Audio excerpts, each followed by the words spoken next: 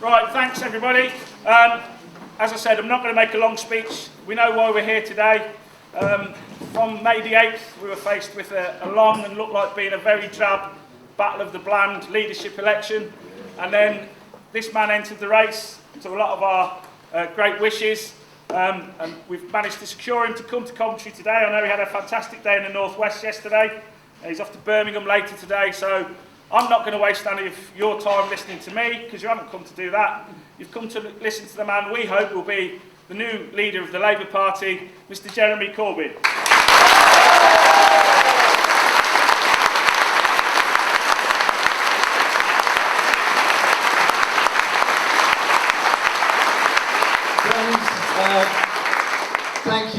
Thank you very much for that, and thank you all for giving up a Sunday afternoon to come into this hall.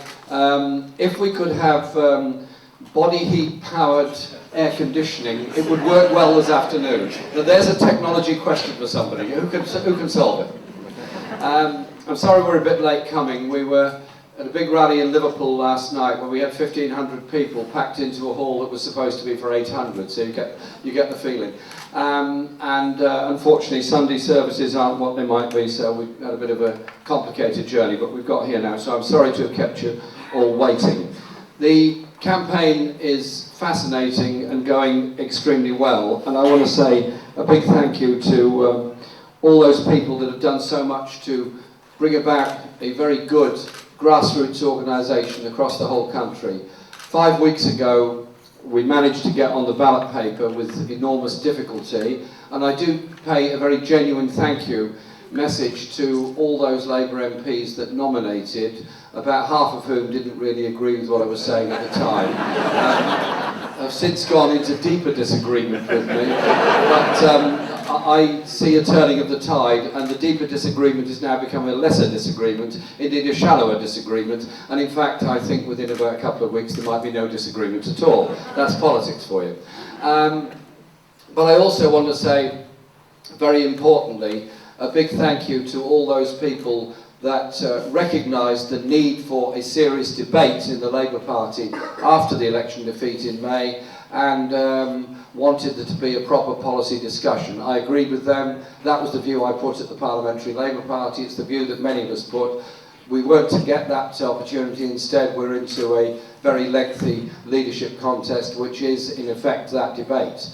And those people that got on Facebook and Twitter and email and encouraged Labour MPs to nominate had a huge effect. And so this campaign is not about an individual, it is about all of us. It is about all of us wanting a Labour Party and a Labour movement that doesn't just represent their hopes, their aspirations and their ideas of the kind of society they want to live in, but also is a vibrant, day-to-day campaigning organisation that does try and defend working class communities against the attacks they're under from this government, that is part of that general movement of people who really seriously think the world could be run in a much better way, and that this country doesn't have to descend into a yawning chasm between the richest and the poorest. Instead, we can make a real march towards equality. That is what this campaign is about. And I say a big thank you to all those that managed to kickstart it and get it into operation. In 5 weeks, we have grown from a zero campaign into one where we've just signed up the 6,000th volunteer to help in this campaign. We've got people working in every part of the country, and we've now done 21 hustings, and this, by my calculation, is the 42nd public meeting we've done during 5 weeks. And they're all enormous, and they're all people with amazing knowledge, ideas and ability. And in my view, is very strongly two things. One is that each of these meetings should include a good time for people to express their point of view, express their ideas and their hopes. And secondly, that whatever the result on September the 12th, that this isn't either the end of the story or the end of the chapter. It's a staging post in a much longer process where there is a real open and democratic debate about the kind of economic policy we follow, the environmental policy we follow, the international policy we follow, the kind of country that we want to live in, and the way we want the party to do that. Because I am fed up with the way in which democratic decision-making in our labour movement has been so reduced ever since the early 1990s. I want our party back. I want the democracy of our party back. I want the right of referendum back.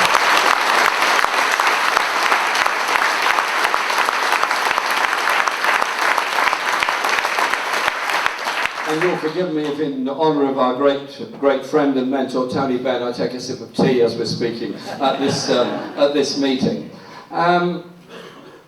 There is a challenge, and the challenge really is about the economic strategy that's being followed by this country, the economic strategy that we follow as a party.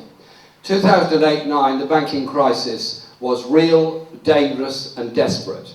It was brought about by lack of banking regulation, by greed, by over-profit taking, by a subprime mortgage crisis in the USA, and by funny money floating around the world with utter contempt for the people of the whole planet.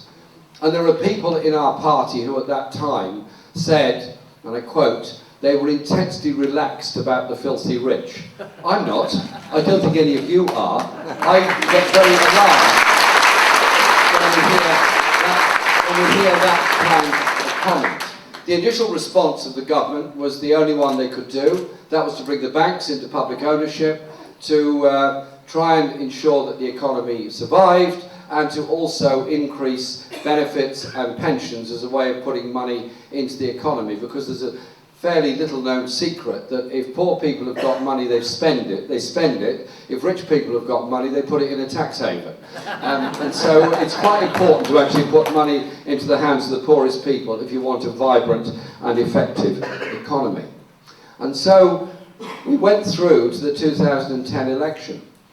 The problem with that election was not some of the things that the Labour government had achieved, Sure Start, children's centres, equality legislation, human rights legislation. A lot of that was very good. There were two big elephants in the room. The first elephant was the deception, deceit and lies which led us into the war in Iraq and caused so much anger all around the country and so much loss of support for our party. And the second was that even in the 2010 election, we were still promising that we would be making cuts even greater than those made by Margaret Thatcher, because we'd accepted this economic orthodoxy that you couldn't run any kind of budget deficit, you had to move into surplus, you couldn't borrow. Well, I'm not in favour of borrowing as a habit.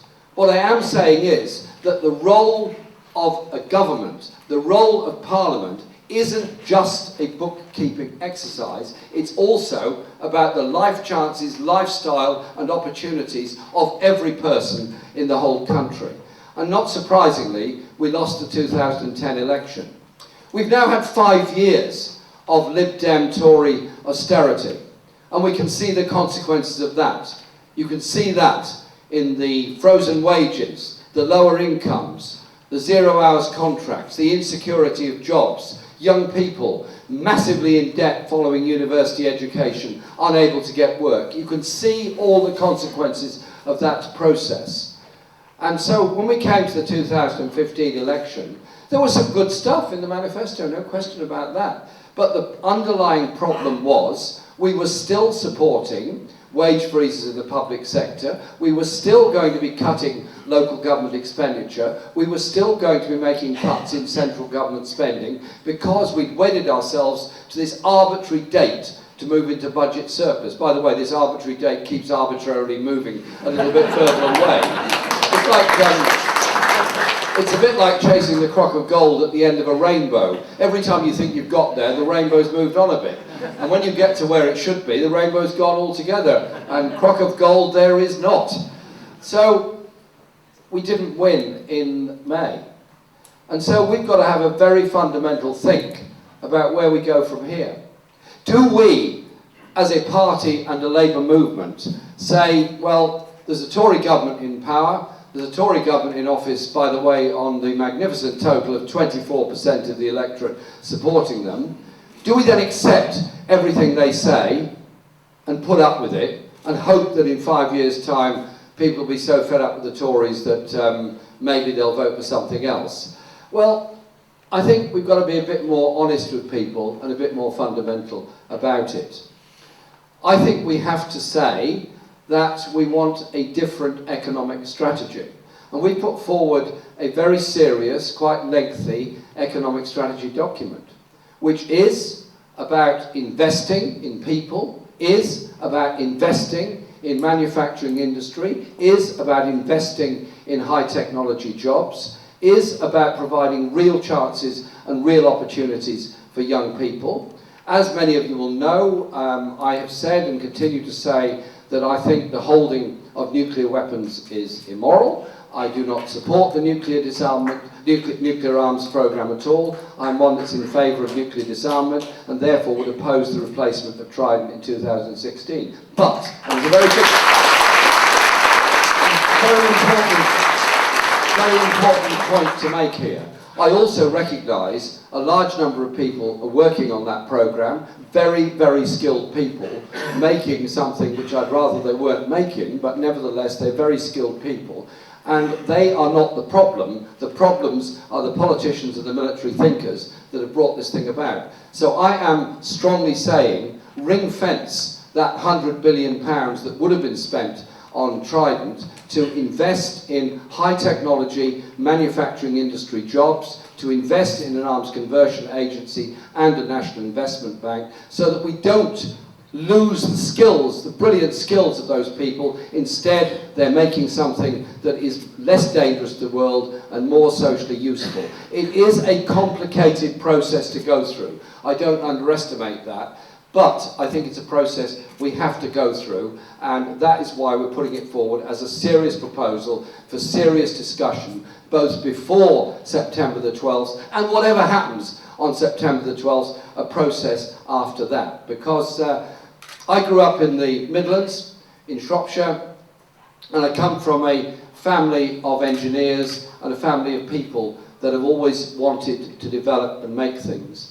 And I am fed up with the way in which this country has been allowed to develop into essentially a financial services economy rather than a manufacturing economy, and the loss of opportunities for so many young people. We're very good at inventing things in this country. We're very bad at developing those inventions and taking them forward into development of useful products. Going back a long way, I was a research officer in the engineering union in the early 1970s when Tony Benn was industry secretary. British Leyland collapsed. British Leyland was then taken into public ownership. And Tony came to us and said in the engineering union, give us your ideas, give us your ambitions, give us your hopes and show us what could be done. And we organised shop stewards meetings, workers meetings all over the country, including here and at the Digbeth in Birmingham. All that skill and talent that had been suppressed and oppressed by layer upon layer of management in the private sector was ready to be released with all those ideas of how we could develop the products and use the skills of people. All those ideas, ambitions and skills are there 40 years later. Let's unleash them. Let's unlock that talent. Let's give people real hope.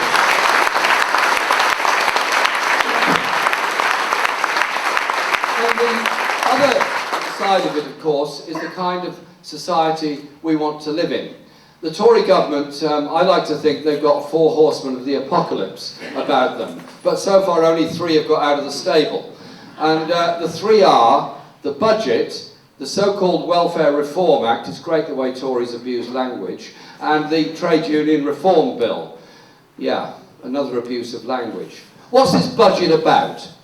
It's about attacking young people. It's about taking away the life chances of young people from poorer families who want to go to university with a grant to be able to pay their fees.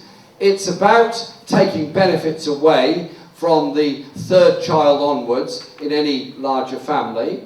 It's about, under the Welfare Act, or Bill rather, taking away the necessary benefits that the poorest people in this country rely on.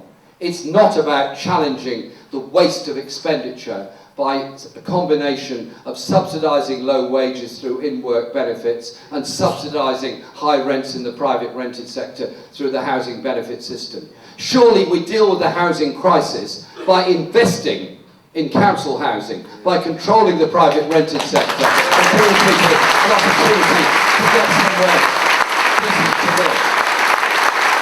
Now, if I ask you all to put your hands up and say, do you support a national health service free at the point of use as a human right for everybody, first hand, second hand, third hand, 200 hand, 300, it's all there. I'm sure everybody intended to put their hands up. There's no problem about that. We accept that. Think how that thing came about.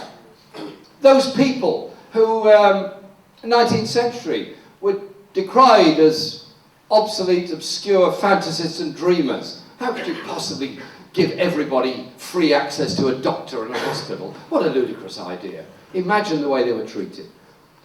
And all those people that in the Great Depression of the 1930s said, we didn't have to live in a society based on the means test and desperate poverty. We didn't have to live in a society where the Jarrow hunger marchers had to march to London in order to try and get some recognition of their plight. That generation won us the National Health Service. But that generation also won us the principle of the welfare state. The idea that as a society we would not pass by on the other side while a fellow human being was facing destitution, homelessness, poverty, and spending the night on the streets. Sadly, somewhere along the line, we've allowed ourselves to be deterred from that direction and have gone down the debate about Benefit Street, gone down the debate of abuse of people who receive disability benefits, passed by on the other side while those people who've been passed as able to work under the availability for work test, facing mental health problems, have even taken their own lives as a result of it. The sheer brutality of the way that the Tories are running this benefit system is beyond disgusting. We have to be strong enough, proud enough and honest enough to say that we want to live in a society where nobody is destitute, where no child goes hungry, where nobody has to sleep on the streets.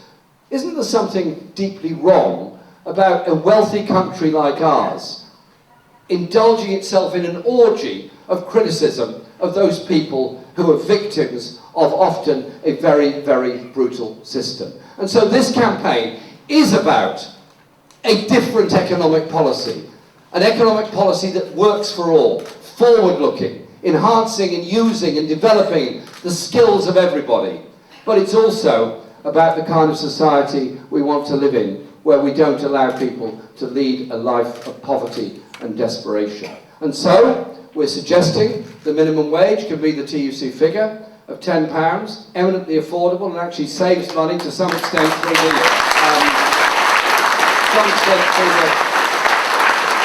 benefit system. But we're also looking at the question of young people and the debts that they face. We had a big rally in Preston yesterday morning. Great. There were so many people came, we had to move it to a pub garden. And the rain kept off for the 1 hour of the rally, so all was well. And I met a young man there who had just completed his degree, got a good degree, and just graduated. Great. Congratulations to him, congratulations to all those young people and others that have graduated. And then I said, what's for you now? And he said, £52,000 worth of debt. That's what he's faced with, because he worked hard at school, got his A-levels, got to university, got a degree, and is now faced with a massive debt. I voted against the introduction of fees in the first place for £1,000 because I could see the direction in which it was going. I voted against them when they went to £3,000 because the direction had already gone. I voted against them when they were £9,000, and I now see the next thing down the road is lifting the cap on student fees so that Oxbridge can charge whatever it can get away with, and every other university will be boxing and coxing around the place to see what fee level they can get away with. In the meantime, we're loading generation after generation with enormous debt. Now, I think education is very important. I think education is very important for the individual who's being educated. Gives them life chances, gives them opportunities, gives them understanding. I also think education is important for all of us. I want to travel on a train that's safe. If there's a good engineer maintaining that train, it's probably safe. I want to travel on a plane that's safe. I want to know the doctor that's treating me is fully qualified and well educated. I want to know the teacher that's teaching my kids. I want to know that the surveyor that's looking at the buildings. I want to know all of these things are good. We all benefit from a qualified, educated society. How much would it cost to actually get rid of student fees? By the calculations that I've been given, and I believe them, instead of cutting corporation tax from 20% to 18% in this ridiculous race to the bottom between one country after the other across Europe, while the profits of the multinationals climb and climb, we could put it up to 20.5%, and that would cover the cost of university fees for every student. Is that a price worth paying or not?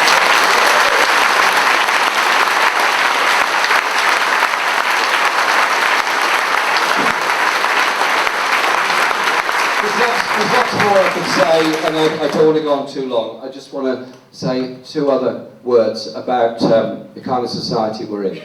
We have done good work on human rights legislation, good work on equalities legislation, and good work on outlawing discrimination within our society.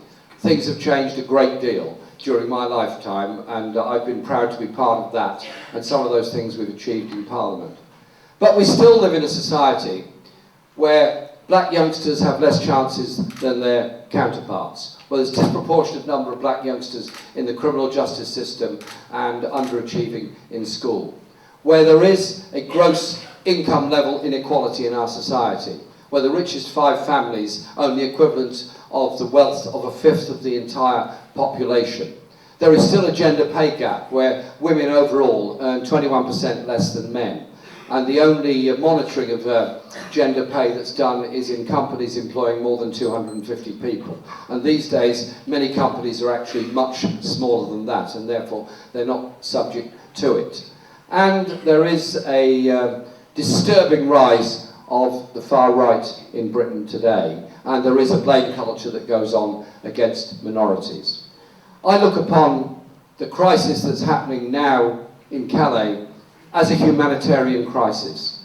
Let's look at the desperation of those people. And all the governments of Europe, instead of blaming each other and working out military solutions to the problem, should instead be looking at ways you can look at where the refugees come from in the first place, the victims of war that they are all across the region, the desperate journeys they're making, and the numbers that die along the way. There are more displaced people on this planet now than at any time in recorded history, even more than at the end of the Second World War. Military solutions don't bring long-term peace. What we need is a humanitarian, intelligent, sensible, decent approach, and recognise every human life is valuable. Every child deserves to be able to have a childhood and an education. It's not simple, it's not easy, but we don't need the kind of abusive language that's been used over the past few days towards these people. Let's be human beings and have a humanitarian, decent approach to the plight of fellow human beings.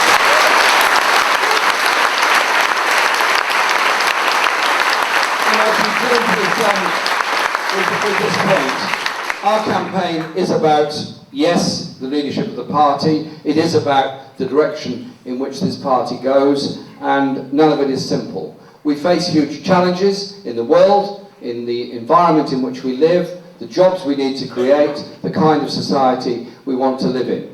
So we do need to have an approach to the world that I think is not based on going to war on behalf of the USA whenever they require it. It's an approach that's based on our own foreign policy and our own independence, and the ideas of a cohesive society in which everybody can achieve something. Those people that founded our party had great vision. Many people that have worked so hard for so long in unions and community groups and campaigns have achieved fantastic amounts.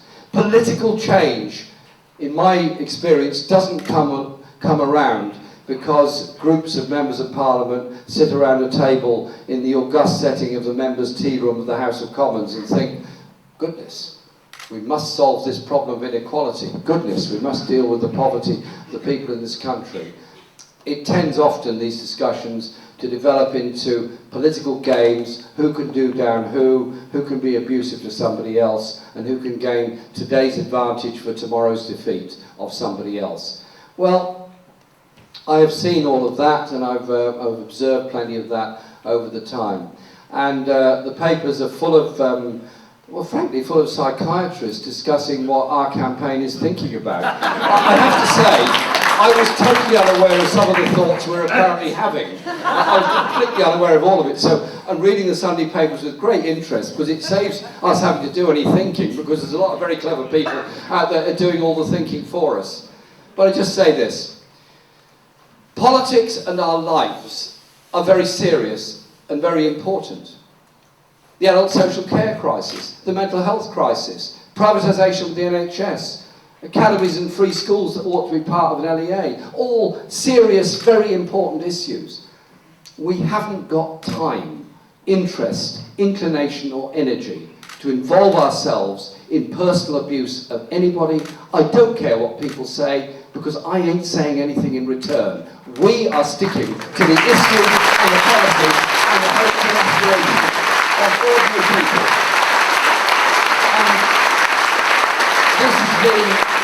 This has been a summer that's brought a lot of people together, sharing those ideas. Whatever happens on September the 12th, and no predictions are going to be made by anybody in this, whatever happens then, keep together. Keep our strength together. Keep our views together, so that we can ensure that we have a movement in this country that is, yes, a political party, yes, is a labour movement, but is also a social movement that can unite an awful lot of people, some of whom not in unions or political parties, but nevertheless have interesting, important and valid views of the kind of decent and civilised world that they want to live in. You ain't going to achieve a decent, civilised world by giving tax breaks to the super rich, taking benefits away from the poor, destroying the housing opportunities of many, and saddling a whole generation of young people with debt. You can do things differently if you share out the cake in the bakery a bit more fairly than it is at the present time. That's our hope, that's our aspiration, that's what we're achieving. Thank you very much for inviting me today.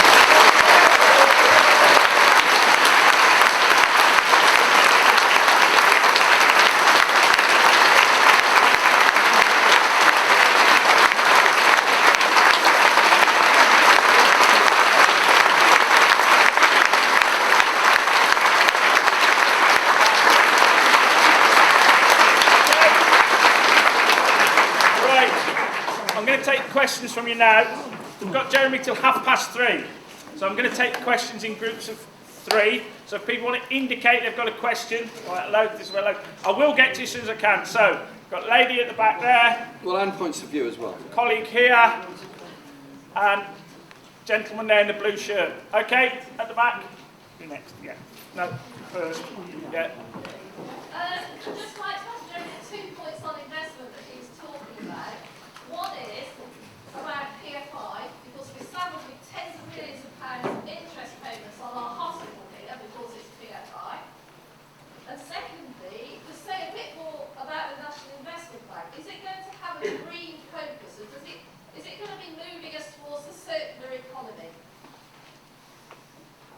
Just say your name before you ask a question as well. Chris Taggart, a general practitioner in Tile Hill. As a general practitioner, I'm witnessing the meltdown of the NHS. What plans does Jeremy have to turn it around should he ever become Prime Minister? The gentleman over there in the blue shirt. Yeah, just one question. No, sorry, just here, sorry. Right, No. That blue shirt. Wrong shade of blue, mate. Sorry. Thank you very much, Frank. My question is, first can I say thank you to Jeremy, because you only supported our campaign to some degree. And most people will not be aware of it. It is against Indians, within Indian society, the caste discrimination. We are campaigning to finish that off. And during the Equality Act, when it was being a reform of bill, when it was being composed, we lobbied Harriet Harman. She did put that thing in Equality Act to some degree, but a little bit was left over, and we are struggling. It's gone to the sharks. I would like to see our next leader that will you make sure that the Equality Act is amended with the caste discrimination completely eliminated under the law. Thank you.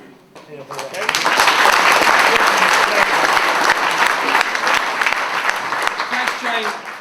Sorry. Thanks, Jane, for your question on PFI and National Investment Bank. I'm not quite sure what you mean by a circular economy, but let's discuss that later.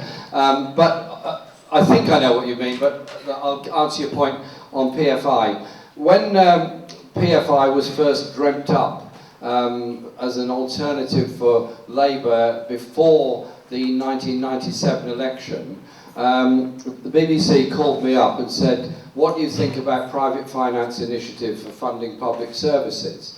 And I said, I can't see it as a solution. I see it as a big problem, a big debt, and we lose control of our public services as a result. And the BBC report said, that sounds interesting. Will you do an interview about that? So I said, okay. So he came round and we did the interview.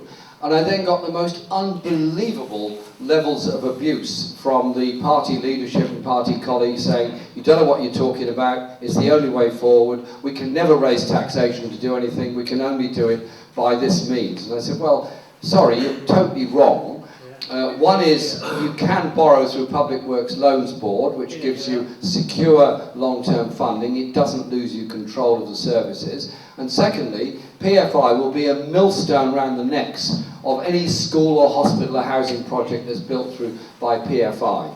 And yes, you do get your new hospital, you do get your new school, you do get your new building, but it comes at a very, very high price indeed. And I oppose PFI, continue to oppose PFI, and I'm looking towards the idea of a national investment bank, hopefully that could take over a lot of the PFI, and so that we don't end up with this dreadful bill that many hospitals are facing. And remember, private finance initiative payments are the first call on any school or hospital or anything else, and it often leads completely to the loss of ownership of the building, often the in-house maintenance facilities, the hotel facilities in hospitals and all other things. I think it is an appalling idea. A great deal of money has been made by a lot of people, a lot of companies out of PFI, and we are all paying the price for it. It's simply not a very sensible way of funding things. I do believe as a country we should borrow to invest. That's why I'm suggesting a national investment bank. We should borrow to invest in rail infrastructure, in housing infrastructure, in health and education infrastructure, but not, PFI is a bit like trying to buy a house on a credit card. And we're all paying the price for it. So I have a quite strong view on that subject. The point that Chris made about the NHS, well, that the Health and Social Care Bill envisages, and indeed is now operating, that the NHS should operate on a 51-49% share of public to private. They're hollowing out the NHS whilst keeping the badge.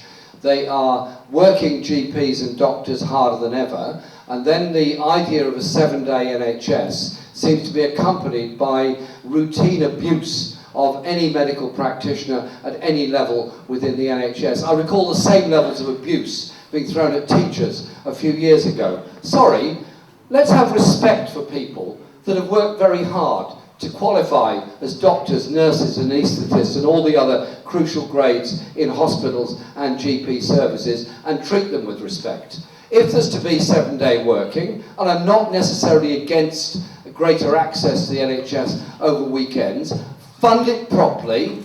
Don't force people into working 7 days any more than you would in any other profession. But above all, ensure our NHS is properly funded. We have an internal market in the NHS which is very expensive to administer, very profitable for those companies that come in, very damaging to the chances and good care treatment of an awful lot of patients. Why can't we just be proud of the idea of a national health service, not just free at the point of use, but also without an internal market, and instead a management structure designed to meet patients' needs rather than the profitability of Virgin Healthcare or somebody else. And so, Chris, can I say, on behalf of many of us, thank you for what you do, and thank you to all those GPs that do genuinely speak up for and understand the interconnection between poverty and ill health, bad housing and underachievement in schools, and ill health that goes with it. Frank Dobson, when he was Health Secretary, started on the right road of publishing the report that was suppressed by Margaret Thatcher, Professor Black's report, on the link between poverty and ill health. That should be the basis on which our NHS operates, not making it into a cash cow for the private sector to suck the lifeblood out of it. I want an NHS that's the NHS of universal provision, first port of call for all of us, not a health service that's a health service of last resort for those that can't afford private medicine. Be proud of the principle.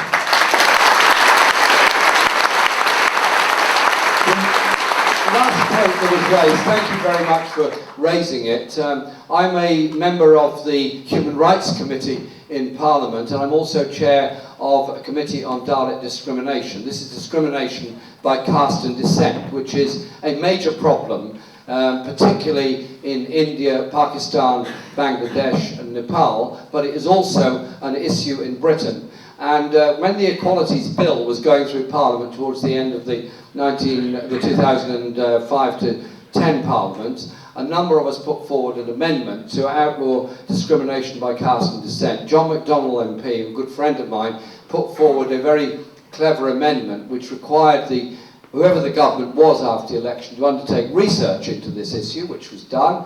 And the amendment said if research showed there was systemic discrimination by caste and descent in Britain, then it should be put on the face of the Equalities Bill, or Equalities Act, as a regulation. The research showed there was discrimination. The requirement on the government was to introduce the regulation. They drew up a draft regulation, refused to put it before the House for voting upon, and set it out for 5 years of consultation. 5 years of consultation when it should have been something like a month, and it still hasn't been implemented. As far as I'm concerned, any kind of discrimination is wrong. That's why we passed the Equalities Act, that's why we have the Human Rights Act, and I'm very determined that whenever we get that opportunity in Parliament, we will include that regulation in the Equalities Act so that that level of discrimination is wrong. Discrimination is a waste for all of us, so let's stand up for an end to all discrimination in any form within our society, because it actually unleashes a lot of potential from which we all benefit. Thank you very much for your question. Brother at the back there by the window, Chris at the back with the glasses, and then one over here. Then I've got some behind me as well I'm going to take in the next round. So 1, 2, 3, then I'll take some more, don't worry, so we can get through them. Over there. Jeremy, I'm really thankful for this opportunity. And like you, I would like to live in a world where not 80 individuals that can put in the double-decker whose worth is equal to 3.2 billion on planet Earth. So my question is, why sometimes we look at giving or paying taxes as a dirty word and not as a badge of privilege, that as a human being you are doing it for the benefit of humanity in large and the society. After all, if you look at our Nordic neighbors, they are willing to pay up to 60%. And some of their CEOs of companies are not complaining that 60% is making me live a miserable life. So that's my first question. And second quick question, and there is a lot of this Islamophobia going on in the UK, and I don't want Tory party to teach me about my faith. I don't want Tory party. I'm going to take 4 questions at a time now. I haven't got the people at the back, so I've got the brother here at the back wants to raise a question as well. So just say your name. Thank you very much, Master of Ceremony. Thank you, Jeremy. My name is Farirai Bongui Matskanda. My question it relates to what the people here are for. They want their vote. They want Jeremy to be the leader. Do we have any strategic mechanism which has been put in place with your management that we are going to secure the vote. Because I come from a country where rigging is massive.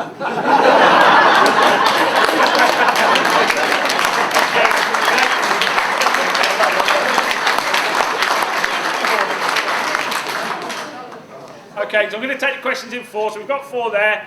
I've got some more. I've got people who have already submitted their names, so I'm going to try and mix them in as well in the next session. So. Thanks. It's a shame everybody hasn't got a microphone, actually, because we'd be better able to hear each other, but there we are. On the point raised, the first question was about levels of taxation and the fact that Nordic countries have much higher levels of both income tax and higher levels of taxation at the top end and very good quality of public service as a result of it. Yeah, sure, there's debate in Denmark and Norway and Sweden about levels of taxation, but the levels of public service provision, the efficiency of their criminal justice system, the low levels of reoffending, and the good quality of prisons and all those kind of issues seem to me something that we can learn a great deal from. And as I look at it this way, nobody really wants to pay tax, I fully understand that, but actually it's what has to be paid in order to get the kind of society that we want. It can also be a major factor in redistribution. But the strategy of the past few years seems to have been to reduce the number of tax collectors and inspectors through HMRC. A lot of jobs have been lost. And at the same time, develop quite a lot of rhetoric about tax avoidance and then actually not do a great deal about it. Richard Murphy, who is a renowned expert on these issues, has calculated that at least £50 billion a year of tax is avoided by the biggest corporations and big business in Britain. And Margaret Hodge, as chair of the Public Accounts Committee, sort of summed it up quite well when she said, well, if you owe £500 or £1,000 to HMRC, they come after you big time. If you owe 5 or 10 million, they invite you to lunch to have a discussion about it. Well, surely, I don't think it's likely that they're going to invite everybody that owes £500 in tax to have lunch with them, but at the very least, we should be quite serious about employing more people, not less, in HMRC. We should be quite serious about closing down tax loopholes and tax evasion points, and quite tough on the companies. Now, I live in Finsbury Park in North London, and on the street near where I live, there's 2 coffee shops. One is owned by a big multinational with a green sign above it, so you'll guess which one that is. The other one is owned by a friend of mine who has run this quite small cafe for 30 or 40 years. And I said to him, it's really generous of you to pay tax the way you do. And he looked at me and thought, what are you talking about? I have to pay my tax. I said, yeah, shame about the people across the road, because they can register themselves as a company somewhere else, offshore their profits are somewhere else, as have Boots and other companies have done. We all lose as a result of that. So let's close down those tax loopholes and collect the money that's there.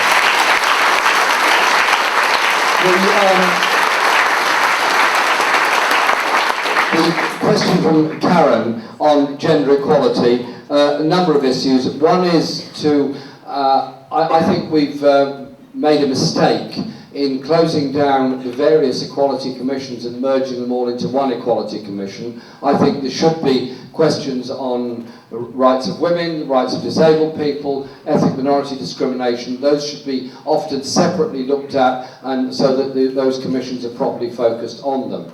On the question of discrimination of women, I made the point about gender pay. I made the point about being much tougher on the examining of the wage levels that are paid, and much tougher on recruitment practices, what goes on, because there are far too many very well qualified, very able women that are not able to get on because of real glass ceilings that exist in many places and many industries, and there has to be a much tougher approach to that. We've got a long way to go. Discrimination is such a waste. Underpaying people is wrong. preventing women achieving their potential is just as wrong. We have come some distance. Barbara Castle started that out in 1970, but others started it out much earlier. Those that campaigned for the rights of women to vote, those that campaigned for women's representation, and we've come some way. But I'm suggesting that as a Labour Party we should set an example. Half of our shadow cabinet should be women, half of our national executive should be women, half of our parliament should be women. That seems to be the right way to go forward. On the point that was made about Department of Social Security, I agree, because I would want the success or otherwise of a government to be measured not just on the normal economic indices, inflation level, etc., etc. I would want it also to be measured on the reductions of inequality, the reductions of extreme poverty in our society, the opportunities that young people have to get on, the numbers of young people that are unemployed. And so separating out the issues is an important one. But I do come from the human moral perspective that as a society we should care for everybody and everybody should care for everybody else. I know it sounds, some of the papers say that this is all desperately old-fashioned stuff. I think it's not. I think it's civilization in the 21st century. And our friend here, thank you. Yes, this is an election. Yes, everyone can vote in it if they genuinely register as supporters of the party or become members of the Labour Party. There are about 250,000 members of the party. It's gone up a lot since the general election. There are a large number that have registered as supporters who can take part in the election. Personally, I would hope those supporters will convert their support into membership of the party so that we can have this serious policy debate, because electing one person as the leader of the party on September the 12th doesn't change all the policies. What it does is changes some of the personnel, but there's a long road to go down. This is the first time that the major positions in the party have been elected on a very wide franchise, with the role of the parliamentary party solely being the nominators and the gatekeepers of having the election in the first place. This is real democratic expression of the hopes of ordinary people. I hope those people that sit around editorial tables of all our major newspapers and our major broadcasting corporations understand that there's a little bit of a wind of change blowing out there all over the whole country, and it's a very, very healthy summer wind that's blowing.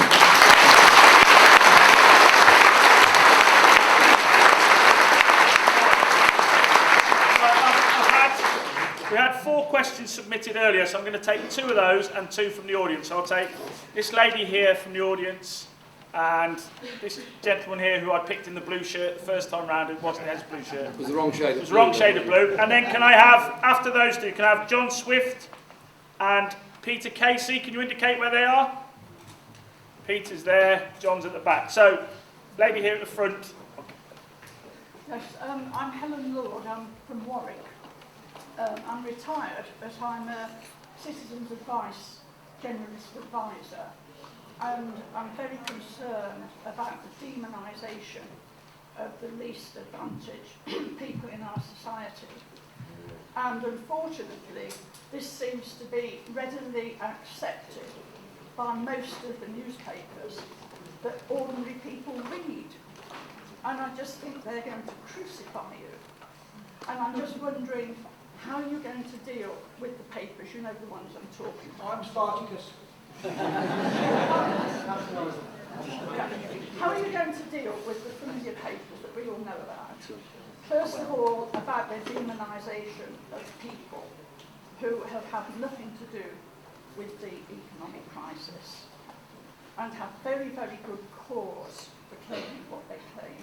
And I'd just like to know how you're going to deal with it on a personal basis and for those people. Thank you, Helen. Richard. In 2014, Bank of England released a report called Money Creation in the Modern Economy. In this report, they stated, whenever a bank makes a loan, it simultaneously creates a matching deposit in the borrower's bank account, thereby creating new money.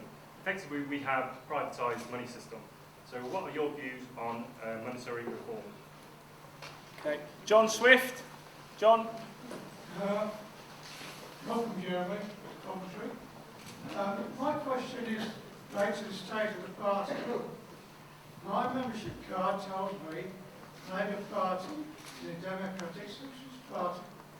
And what that means, briefly, is transfer of wealth and power from the minority to the majority.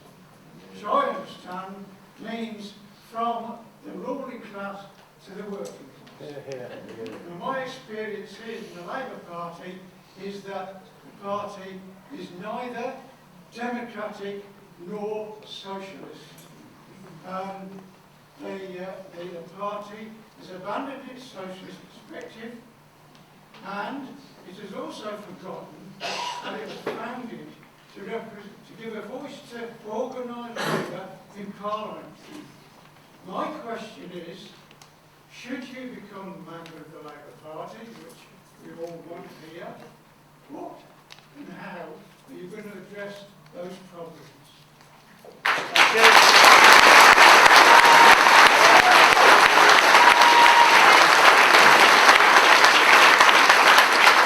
Thank you. Peter Casey, Sherborne Ward and Coventry for Corbyn. How might you hope to reconcile and unify a hostile, business-friendly parliamentary party that seeks to undermine you at every turn, while continuing to inspire and encourage an active and determined anti-austerity support base?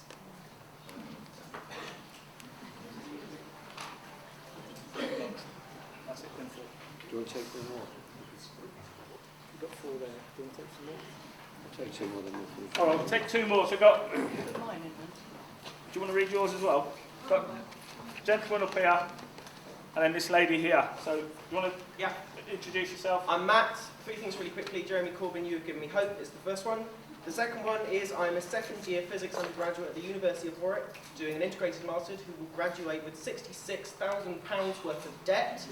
To anyone that thinks, I'm currently doing a research placement in the department for my summer. To anyone who thinks that grants aren't necessary, if I didn't, I'm very lucky, if I didn't get £150 per term from my university, I would be unable to do anything that costs money and would only be buying value food.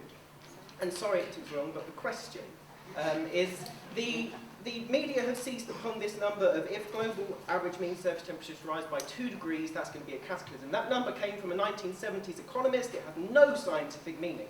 The current reports show that it is likely that by 2100 we will see a 4-degree rise, if not a 6-degree rise. A 4-degree rise corresponds to 40% of the Earth's landmass being in permanent drought, and half of all species gone extinct. This is going to happen. It is a cataclysm. There is nothing being done on the scale of what must be done if humanity is to have a hope.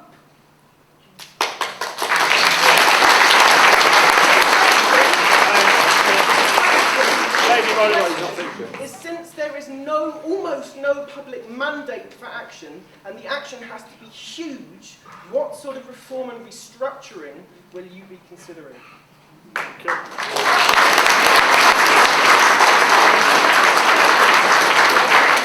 We'll take 2 more. We'll take this lady here and then the colleague with the check shirt.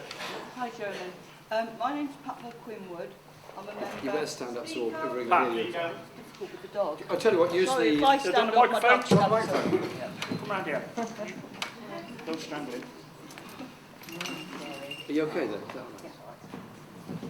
Sorry, people. Right, my name's Patmore Quinwood. I'm a member of the RNIB and Guide Dogs. I would like to ask Jeremy, when he gets voted in, and I do believe it is when, is he going to support the RNIB and Guide Dogs, along with his disability thing that we all agree, for people like myself, who's a guide dog owner, to be able to go out safely? The biggest problem in Coventry, and I know we have some councillors here, so I'm hoping they're picking it up as well, is I want the government to make local councils I want the government to make the local councils to ban street parking. If it's not, pavement parking in front. I've now had the councillors now very nicely put me 2 big long yellow lines in front of my house. So I can't get a disabled parking space, but people still park there because they haven't put the yellow lines back yet, because we've had all this nice road put down, which is covered in shale, which is no good for my dog. And also parking on pavements, as you know, sorry about that, also damages pavements. I have had several falls, I've damaged my eye socket and done lots of broken bones, and my dog has also been injured. In fact, somebody said, "What are you laying in the road for?" Right, secondly, it's all the same thing, sorry Jeremy. A-boards and street furniture, people on bikes, big no-go. And again, for blind and partially sighted people, we've got dogs, yeah, we're very brave, but please can we have no more safe and shared spaces? No shared spaces, please. I don't need to have shared spaces, it's every man for himself. Thank you very much. Thank you. Just have one more. Sam Hargrave, I'm a councillor over in Nuneaton. I didn't bring my passport.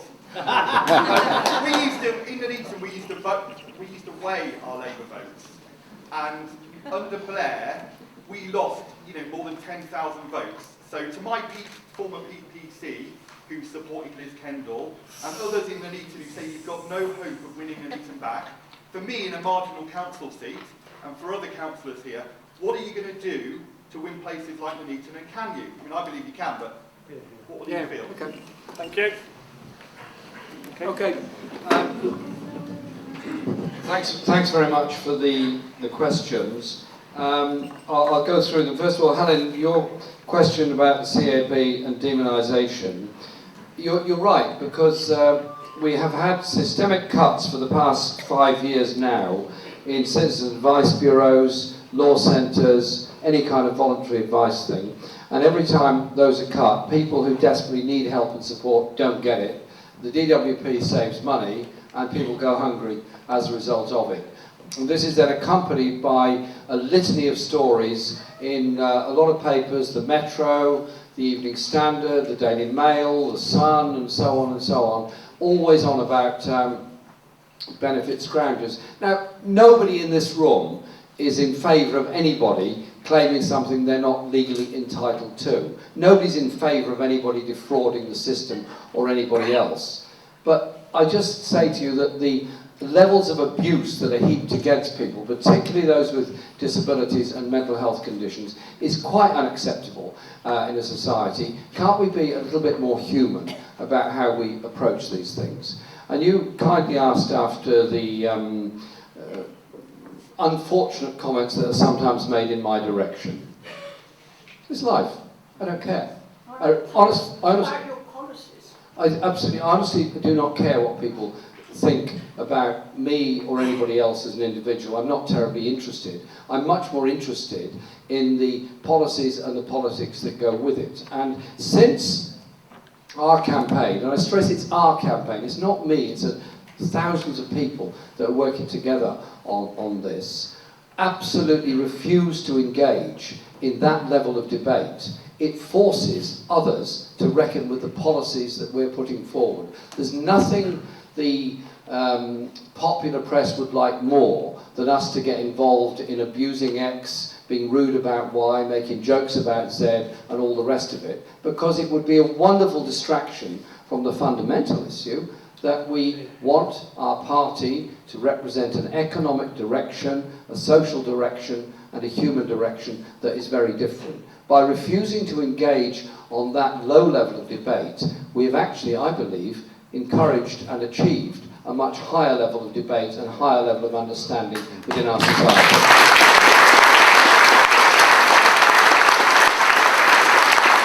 And don't run away with the idea that the printed media run everything. Could I just do a show of hands? How many people here buy a newspaper every day?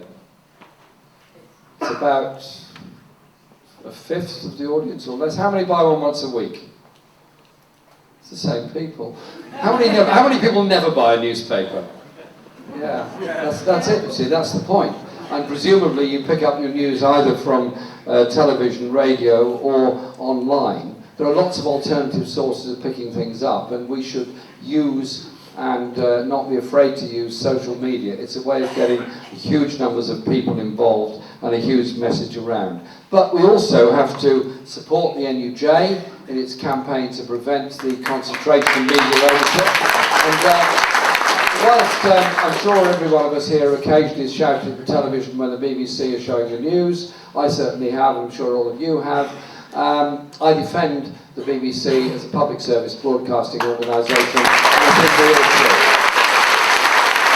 And the BBC has to be popular as well as informative, and it has to be entertaining, and it's got to be something for the entire population. Otherwise, it will end up as a subscription service or a commercial service, and we'll end up with something like Fox News in the USA running the basis of our media in this country. Look at PBS America, the way that's been allowed to decline and be destroyed. The point on the Bank of England and money supply, well, the Bank of England was independentised, if that's not a tortuous use or misuse of English, by Blair in 1997. I thought that was completely wrong. The central control of money supply, banking, ought to be in democratic public hands. It should be publicly owned and publicly run as the Bank of England. That should not be run independently, any more than the European Central Bank should be independent of all government as it is and run by bankers for the benefit of bankers, as the people of Greece are now finding out to their horror what is actually happening there. The point about transfer of power and the weakness of the Labour Party, the point that John made, well, Tony Benn used to talk and agonise about these things a great deal, and I remember once I asked Tony about this, about socialists and the Labour Party, and he said, well, Jeremy, the Labour Party is a political party that contains many socialists, just as the Church of England is a church that contains many Christians. But it doesn't necessarily make it a socialist party. The Labour Party has always been quite a broad church, and I don't think that's going to necessarily change very quickly. But I do say this, if there's no God-given right for any political party to exist. They exist because there are volunteers, they exist because there are people who support it, they exist because there are people who see their hopes and their ideas embodied generally in that party. If we go through the next 5 years arguing that austerity is somehow or other necessary and good for us, like the poorest of the guilty ones that brought about the crash of Lehman Brothers and the banking system in 2008, what inspiration is there in that to anybody? If instead we're actually articulating as a party the hopes of a lot more people, then as a party we'll be stronger. Now, we also have to say to those people who don't consider themselves to be poor or vulnerable or anything else that one day you're going to need the NHS. One day you're going to need mental health services. One day you're going to have an elderly relative that needs adult social care services. One day you're going to need legal aid so you can go to court. One day you might be in need of the collective good of the rest of society.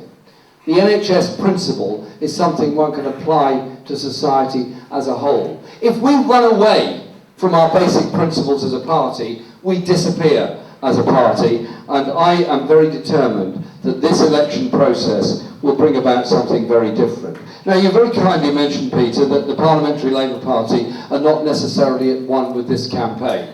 I get that. I picked that up. I picked that up in the days during the nomination process. And day-to-day sotto voce interactions with some of my colleagues are quite interesting. I should record them all. My message to them is quite simply this. We are in a process by which a very large number, possibly 300,000 people, are taking part in this debate, this big conversation. That voice has got to be heard wherever it matters. Within the Parliamentary Labour Party, within the National Executive, within trade union leaderships, within society as a whole. And from that we go on and campaign. And the point you raised from a friend from Nuneaton. Fair point, very good point. We had the first of the televised hustings in Nuneaton, and I was told this was going to be the worst night of my life. This was going to be terrible. This was where any of your ideas, our ideas, was going to come unstuck. My view is quite simply this. I don't want anybody to vote for UKIP. Absolutely not. I think it's a council of despair. It's a cul-de-sac to nowhere. But if we don't, as a party, offer to deal with the housing crisis by building houses, the health crisis by providing sufficient hospitals and GPs, the school shortage places by building enough schools, not going down this nonsense road of developing academies and free schools, but build schools through the local education authority, then people will reach for the council of despair, will start turning on minorities as though they're the cause of the problem rather than the lack of planning in our society. You can win people back if you bring people together. That is the message that we are putting forward. And I spent a lot of the last election campaign, apart from being in my own constituency, in many others, including Thanet, where Nigel Farage was trying to be the MP. I had some very lengthy and very strange conversations with a very large number of people. But when you have those conversations and you start saying, well, actually, in any kind of civilized society, we rely on each other. Blaming somebody else who might be marginally worse off than you isn't going to solve the problem. Working with them is going to solve the problem because it gives you that strength of the collective. And I think we can win a lot of people back on that basis. The point our friend raised here about two things. One is your level of debt. Well, you heard my views on that earlier. The other one, well done for raising it, the issues of the environmental crisis facing the whole planet. It's poor working class communities around the world that suffer first with environmental disasters, that suffer first with pollution. It's the people of the big cities in Britain who suffered first with the appalling levels of pollution of the 19th and much of the 20th century. It is a social and a class issue as well. It is the poorest in India and China that are dying of asphyxiation in urban communities because of unregulation of exhaust emissions, power stations, and everything else. But it's all of us who are affected by all the stuff we're putting up into the atmosphere and the attitude of mind that you can take as much as you like out of the world, you can burn as much as you like, throw it up into the atmosphere, and it doesn't have any effect. Well, it does. And there's something deeply inconvenient and deeply illegal about pollution clouds. Do you know something? When you pump up pollution clouds into the atmosphere and they blow, they don't stop at national frontiers. They have no respect whatsoever for national frontiers. They just go on like they own the world. And they do. So there has to be a global movement. There has to be global agreements on emission levels, and there cannot be exemptions from it. Because if you start putting exemptions from it, you start allowing country A to pollute the sea because it's in its economic interest to develop by polluting the sea, the air, or anything else. We all suffer as a result of it. And you're quite right about your figures on global warming and the consequences of it. And so, as Dennis Skinner once succinctly put in one of his more philosophical movements, when he was discussing the environment with Margaret Thatcher, and she was discussing the hole in the ozone layer, which initially I think she wasn't very keen on discussing. He said, you know something, Prime Minister, you can't solve the hole in the ozone layer with a man, a bike and an enterprise allowance. It has to be done by international action. And that surely is a piece of intelligent philosophy. One of the points that Pat raised, thank you for raising it, Pat, the question of the Disability Discrimination Act and the requirements on local government are very, very important. It's also, I pay tribute here to Disabled Peoples Against the Cuts for the work that it's done, and many, many other organisations that have shown that it is those people with disabilities that have suffered the most and the levels of discrimination that are still there. Your point about shared spaces and pavement parking and parking in general is a very good one and very well taken. A lot of small businesses just don't think about it.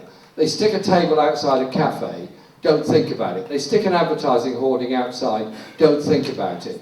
Thoughtlessly, people that drive across a pavement to park on a piece of pavement that is allegedly in private ownership think it's okay to do that. They should think for a moment. Somebody with sight problems or total blindness is going to get injured because of that. Somebody in a wheelchair can't get past and has got to go out into the traffic. It's just simple civilization that you protect the pedestrian places for pedestrians, you don't park on them, you don't damage them, and you don't obstruct people around their paths. So I absolutely support the campaign, and I'm really glad that you raised it here today, and I'm sure that of course it's a matter for local authorities to deal with, but it's also a matter of much tougher legislation, and I have supported a private member's bill put forward by an MP from another party on banning all pavement parking anywhere in the country as a way of making pavements safer for people with dogs, guide dogs, and wheelchairs or disabled people. So thanks very much for raising that point with us today. We're going to have to finish now because I'm going to get dragged away across to Birmingham. Can I say thank you to Unite for giving us this space this afternoon. Thank you to all those unions that have come together and supported this campaign. This is a time of introspection, thought, hope and expectation. It's a very interesting summer, is the summer of 2015, because politics has been turned from an internal discussion about the degrees of austerity to those of us that are dared to think outside the box of a different kind of world, a different kind of attitude to politics, and real hope that brings us all together, makes us strong, and that's how we achieve real change. Thank you very much for inviting me today.